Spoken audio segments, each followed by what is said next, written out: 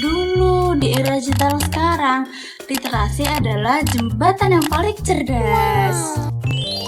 Perkembangan perpustakaan di Indonesia tak lagi hanya terpaku pada tumpukan buku fisik. Budaya baca perlahan berubah. Dahulu kita mencari ilmu di antara rak kayu berdebu, di sudut ruangan seperti di perpustakaan. Sekarang cukup dengan sentuhan layar, semua bisa diakses melalui e-book dan perpustakaan digital.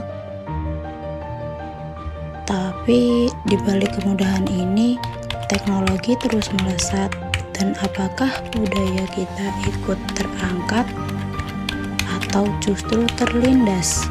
Tanpa literasi dan kesadaran, warisan leluhur hanya akan jadi dokumen sunyi di file yang tersimpan rapi, tapi dilupakan mati. Disinilah pentingnya menjadikan identitas daerah sebagai bagian dari gerakan literasi. Daerah Ngawi bukan hanya sebuah kabupaten, tapi juga penjaga jejak sejarah dan budaya. Ngawi juga sebagai tanah purbakala, seperti contohnya Museum Trinil, yang ditemukan jejak kehidupan manusia purba berupa fosil-fosil berharga menjadi bukti awal peradaban Nusantara. Fosil-fosil itu bukan sekedar tulang belulang, melainkan saksi bisu yang mengisahkan perjalanan panjang manusia di Indonesia sejak zaman prasejarah. Namun, tak banyak generasi muda yang mengenal, apalagi mencintai. Padahal, di balik setiap temuan purbakala, tersimpan identitas dan kebanggaan sebagai bangsa besar.